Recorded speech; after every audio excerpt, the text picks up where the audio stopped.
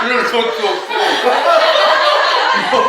익숙하지 않은 스테인글레스를 보고 놀랄 필요도 없고 어마어마한 정가대에 대해서 여러분 이것은 폭력이다 뭐 이렇게 저항할 그런 이유가 없어요. 그래서 우리의 이 교회의 격언은 하나님의 나라는 결단코 수와 양으로 평가하지 않는다. 이제 그것을 이제 여러분들이 실천하고 계신데 한 사람 한 사람의 고백이나 태도나 겸허함이나 그 삶의 질이나 이런 것이 너무 확실한 거예요. 겸허하고 온유하고 평화를 만드는 그런 미소가 있고 옷을 뭐 이렇게 화려하게 입고 뭐 근데 옷을 그래도 제일 화려하게 입는 우리 박이었는데 스타일리시하게 입는데 그거는 이제 그분의 개성이니까 우리가 사치라고 보진 않지만 한 사람도 비싼 옷 안 입고 뭐 반지 뭐 눈이 부신 번쩍이는 그 반지 없고 그런 데서 굉장히 초대교회적인 그런 교회라는 것을 생각하고 가끔 이 교회에 와서 설교가 내가 불안했는데 설교를 들을 때 오늘은 너무 설교를 잘해가지고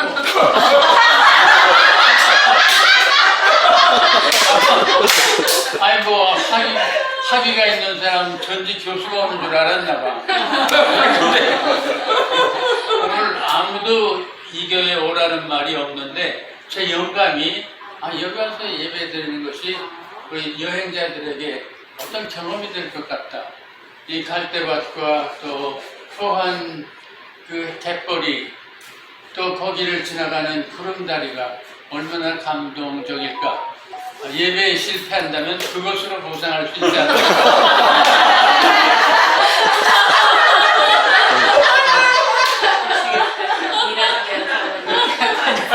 근데 굉장히 성스러운 예배고 굉장히 감동받았어요.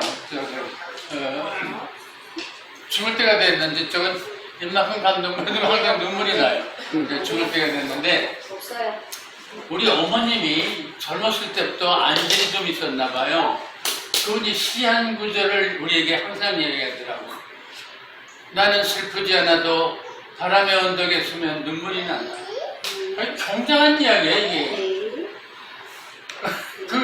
아무 교육도 안 받은 분이 그런 표현을 하시는 거예요.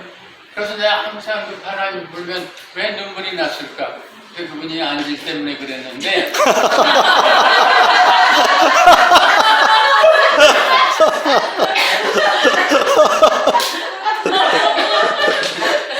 여러분들도 좀 항상 서로의 삶이 감동적이고 또 이 공동체가 감동적이어서 나 몰래 나는 이 교회에 오면 눈물이 난다. 그런 기도를 좀 해보시면 어떨까? 내가 물질적으로 육체적으로 정말 눈물이 안 나도 내 영혼에서 그런 촉촉한 눈물이 보인다. 그런 고백을 한다면 얼마나 감상적이고 위압적이고 안질에 걸려라 아름답습니까? 걸린 것처럼 행동하라.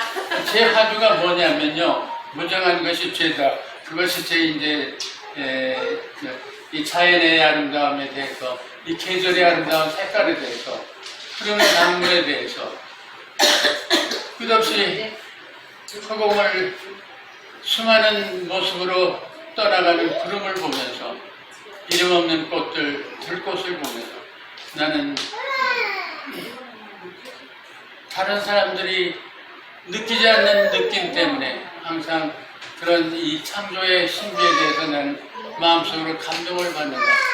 여러분 그런 생각이 없으면 여러분 좀 사람답지 않잖아요. 그러니까 무정한 건 죄예요. 사람을 볼 때 무정하고 제가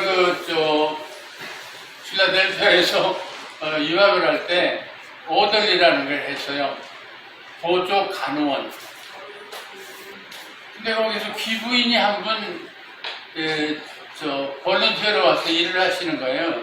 제가 하는 그 시간에 그분이 볼런티어 돈을 위해서 일할 필요가 없는 사람이에요. 그 사람은 이 계층적으로 자기 남편이 큰 회사도 있고 그래서. 근데 그분이 약순 내가 이야기가 하나 있다는 거예요. 나는 석양을 볼 때마다 눈물이 난다는 거야. 그러면서 자기 일생 동안 어느 날도 빠지지 않고 그 석양에 대해서 일기를 썼다 그래요. 그 부엌에 창이 있는데 자기가 저녁 이 개수를 이제 뭐 접시를 씻을 때 그때 그 황혼이 이제 마지막 타는 시간이었나 봐요. 불타듯이 그 사람 가슴에 막 탔나 봐요. 근데 어느 황혼도 동일하지 않다. 어제의 황혼이 오늘의 황혼이 아니고 오늘의 황혼은 어제의 황혼이 아니다. 그러니까 이게 한 번 일회성이라는 거예요. 일회성. 내가 한 번 보고 이것이 또 반복되는 것이 아니라 다음날 황혼은 다른 것이라는 거죠. 그러니까 일회성이 아닌 이 마지막 한 날이 저무는 그 불타는 것에 대해서 난 일기를 쓴다고 그러더라고. 저 일생 일기를 썼다고. 이런 사람이 세상에 다 있나. 내가 유학생활 가운데 고생하면서 이런 사람을 만났다는 건 너무 고귀하다 이런 생각을 했거든요. 그 기억이 저 황혼을 볼 때마다 그 여성이 생각나요.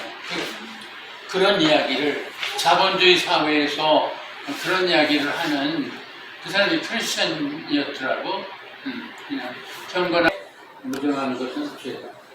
여러분, 이 21세기에서 감성의 가치를 강조하는 이때에 벌써 1세기 사람인 바울이 그런 말을 했다는 것은 놀라운 이야기예요. 놀라운 이야기. 난 성서에 그런 말이 있는 줄 몰랐어요. 그런 보석이 숨어 있는 걸 내가 몰랐다고. 감성적으로 무정하게 사는 것은 죄예요. 여러분, 이 갈대밭이 이렇게 바람에 춤출 때 여러분 얼마나 그리움이, 내가 몰랐던 그리움이 저 바람 파도 속에 단아한 스님의 옷을 입고, 저 파랗지만 나중에 스님같이 되잖아. 스님의 옷을 입고 바람결에 춤을 추는 그 풍경을 보면서 여러분 눈물이 안 납니까? 이 춘천에서 이 소비 문명의 온갖 오물이 이 지하수로 모여가지고 그 정화조에서 이제 걸러요. 춘천이 걸러서 이제 그걸 내물에 내보내는데 이 걸러도 몇 퍼센트가 걸리겠습니까? 이 생활 무슨 공예나 공업 공예나 뭐 여러 가지. 그런데 마지막으로 누가 걸러냐면 저 갈대 저 춤을 추는 바람결에 분무를 하는 갈대가 마지막 청하의 역할을 하는 거예요. 그러니까 갈대가 여러분 여기서 춤을 추면 청하의 춤을 춘다. 이 만물의 때를 저분들이 갈대들이 마지막으로 청하시켜서 바다로 가게 한다. 이런 놀라운 사건을 여러분 생각하면서 그 갈대의 춤이 얼마나 우리 생명적인가, 얼마나 정화적인가, 우리의 영혼을 닦고, 그리고 갈대가 이제 이렇게 바람춤을 추면요, 그 파도가 보여요. 그 갈대 파도가. 그런데 그 갈대가 혼자 있으면요, 갈대가 아니라 금방 넘어져 쓰러져요. 근데 여럿이니까 안 쓰러지고 서로를 기대면서 그 엄청난 숫자의 갈대들이 이제 바람춤을 추는 거예요.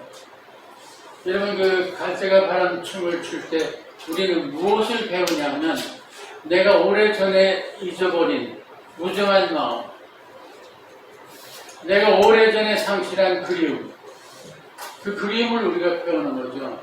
우리가 불멸을 그리워하든 영원한 가치를 그리워하든 누구를 그리워하든 우리가 그리움을 잊어버리고 오래 무정하게 감성적 죄를 저지르면서 매일 살았는데 여러분 조금 이따 이제 갈 때마다 학습을 가려고 하는데 그 춤에서 인간은 이름 모를 그리움을 다시 마음속에서 여러분 가슴속에서 찾아내는 거예요. 여러분 인간이 불멸이라든지 영혼이라든지 거룩함이라든지 신성이라든지 절대적 가치라든지 궁극적 관심에 대해서 그런 그리움이 없는 인간은 깡통이에요. 솔직히 말해서. 어떤 의미에서 그럴까? 그냥 비어있는 거예요. 그러니까 여러분 나는 오래전에 잃어버린 그리움을 다시 찾겠다. 다시 배우겠다. 저 갈대들이 콧물을 바람춤을 출 때 난 그 위에서 그리움을 배웠다. 그러니까 우리 어머님이 슬프지 않아도 눈물이 난다.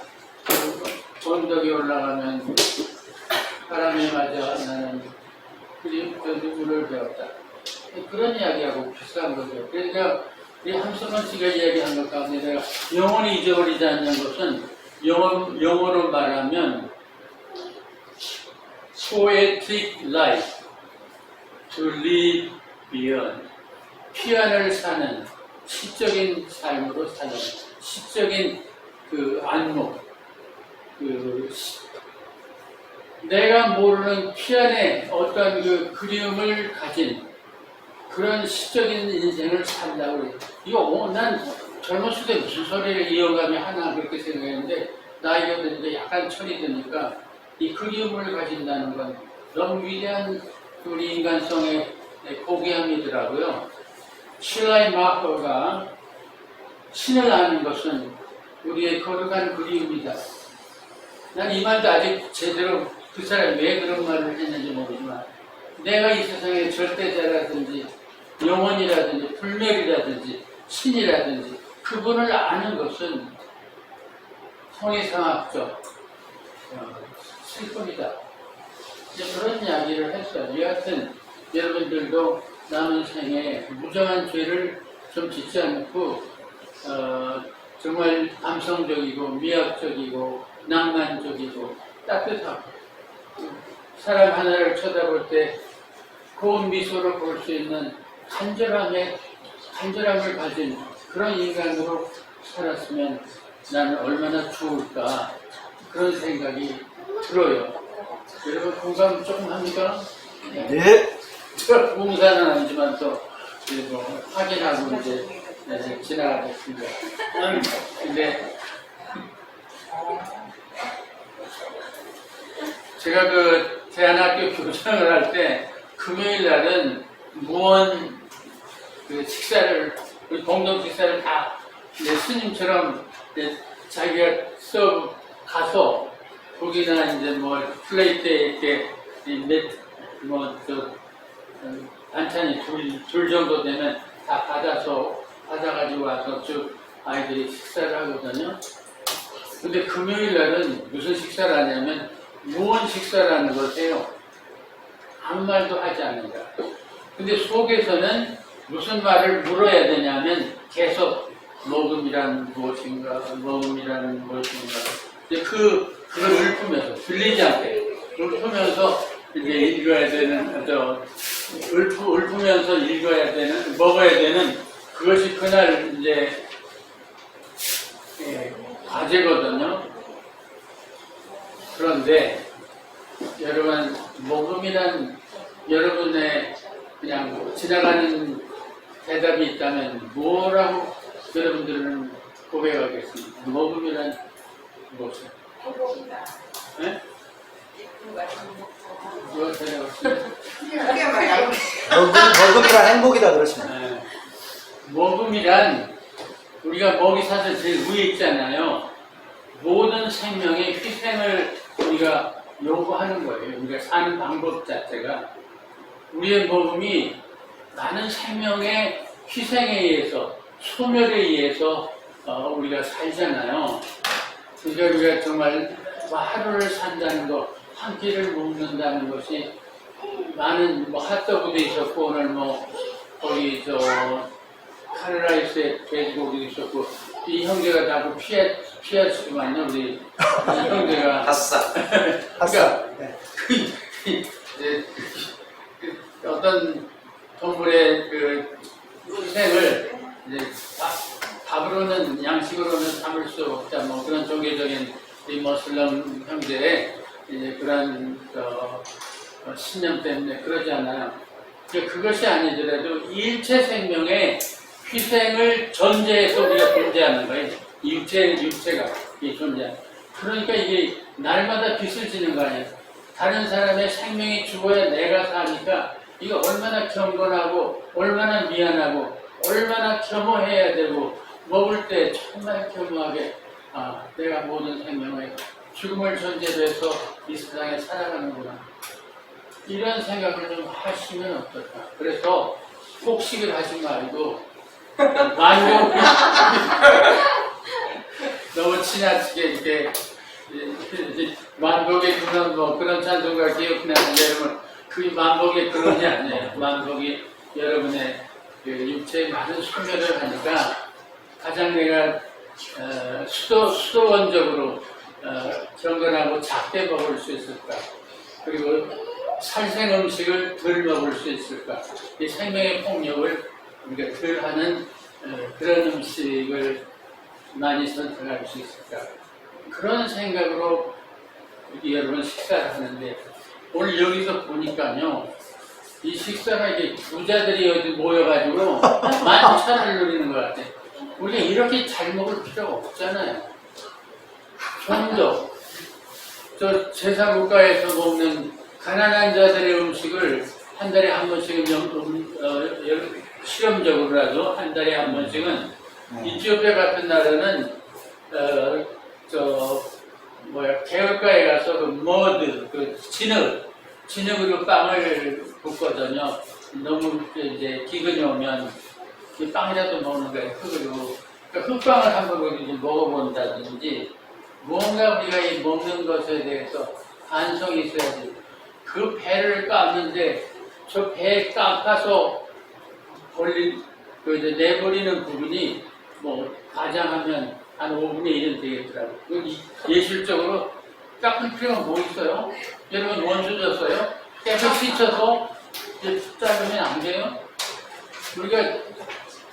우리는 모든 사람이 하는 것을 하기 위해서 이 교회에 나온 거예요. 저 사람들이 안 하는 것을 우리가 하기 위해서 또 저 사람들이 선택하지 않는 가치를 고백하기 위해서 교회에 나오는 거예요. 그러니까 이 대중적 이게 여러분 뭐 이게 무슨 단글 쫀득이 이렇게 포장된 걸 여러분 보이콧 해야 돼요. 그 하나 뭐 조그만 거 먹는다고 이렇게 막 즐기고 이 수백 년 가도 잘 용해되지 않을 이런 음식을 먹고 이렇게 이제 모든 사람이 하는 걸 같이 하는 것이 교회가 아니에요. 우리 교회라는 것은 좀 모든 사람이 하는 걸 안 하고 모든 사람이 안 하는 걸 할 수 있을 때 그것이 고귀한 선택이거든요.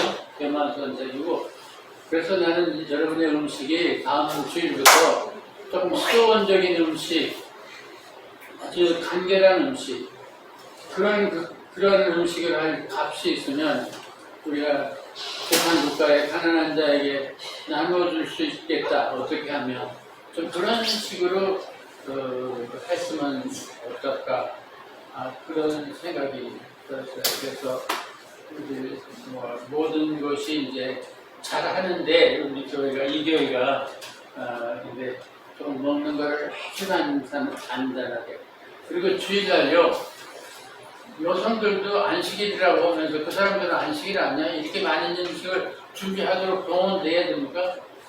그러니까 그게 맞지 않는 거죠, 우리 이론에. 그래서 우리 여성들이 가장 적게 수고해도 우리가 만족하고 감사하게 떠날 수 있는 그런 이제 뭐 좀 하라는 것이 아니라 고려했으면 어떨까? 그런 생각이 나요. 근데 한 가지만 더 할게요. 우리 아이들한테 학교 다니면서 제가 가르칠 때 이런 이야기를 물어봐요. 농구 우리가 한 쌀을 먹을 때 쌀 하나에서 무엇이 포함됐냐? 그러면 학생들이 뭐라고 주로 대답해요? 우리 교사들 많으니까 걔들이 대답하는 공식이 있어요. 농부들의 땀이 들어가 있어요. 그 이상은 몰라요. 그러면 이제 그 이상은 없어. 네, 땀이 들어갔어요. 그런다고. 여러분은 우리 한국의 일모작을 하는 이 나라에서 쌀 하나 속에 무엇이 들어가 있어요? 1년이라는 긴 시간의 기다림이 그 안에 있잖아. 1년 속에 오는 계절의 폭풍과 비와 바람과 수많은 흔들림과 소나기와 하늘의 천둥과 수많은 빛과 수많은 이슬과 수많은 새벽이 지나가서 하늘의 쌀이 되는 거죠. 어떻게 보면 우주적인 이것이 쌀 하나리 생기는데 우주가 동원해서 생기는 거예요. 그러니까 우리 아이들은요 절대 자기가 가져올 때 적게 가지고 다 먹고 스님처럼 다 씻고 다 그릇을 챙겨서 갖다가 놓는 그 연습이 돼 있거든요. 대안학교에서 많은 학교가 그럴 거예요. 그리고 많은 사람들에게 먹는 것이 무엇이냐를 여러 다른 사람들이 말하는 강사를 불러다가 이야기를 들어요. 그 학생들이 무슨 생명운동하는 사람, 농업운동하는 사람, 운동권 농사 짓는 사람. 여러분 그런 겸허한 태도가 지금 우리 이 교회에서 오늘 점심에 먹는 것은 거의 자본주의적 음식을 먹은 거예요. 안 먹어도 되는 만큼의 뭐를 먹고 상에 모아도 그것을 다 먹는 것이 좀 너무하다. 그런 생각이 들도록 하는 것이 이 교회의 어떤 표준이 아닐 거예요. 그러니까 조금 주일날 일하는 분들도 좀 안식을 주기 위해서 간단한 음식 오히려 우리가 만족하고 그랬으면 좋겠습니다. 사실 그 초대교회에서는요, 왜 안식일에 이렇게 식용 음식이 생겼냐면 하도 가난한 사람이 많으니까 되게 굶고 오는 거예요, 교인들이. 그러니까 부모들이 내 이름으로 했다고 하지 않고 교회 올 때 이렇게 싸서 이렇게 어떤 장소에 이렇게 은밀하게 뒀다가 그것을 풀어서 못 먹던 사람에게 주일날 음식이라는 그 제대로 된 음식을 먹고 한 주일을 견디는 거죠. 그런 아주 휴머니즘에 의한 정말 그 공동체를 위한 생명을 위한 그런 음식을 우리가 초대교회 사람들이 먹었거든요. 그래서 하늘은 우리에게 양식을 주시고 하나님은 우리에게 일용할 양식을 주신다. 일용할 양식을 주신다 그 말에 뭐가 중요해요? 우리에게 특별한 부자에게만 양식을 주지 마시고 선택된 자만 걸어간 사람들만 사제들에게만 음식을 주는 우리에게 양식을 주신다.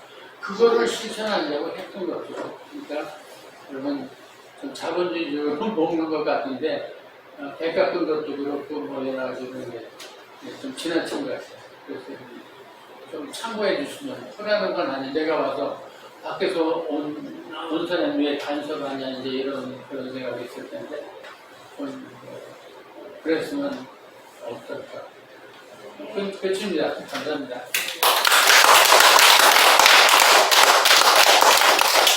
근데 사실 우리 교수님이나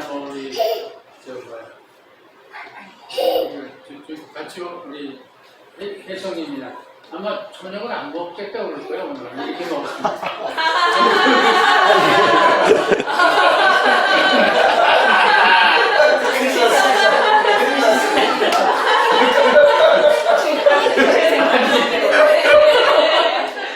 그렇게 된다면 점심 조금 아니 성경 조금 내고 두 끼를 먹고 가는 거.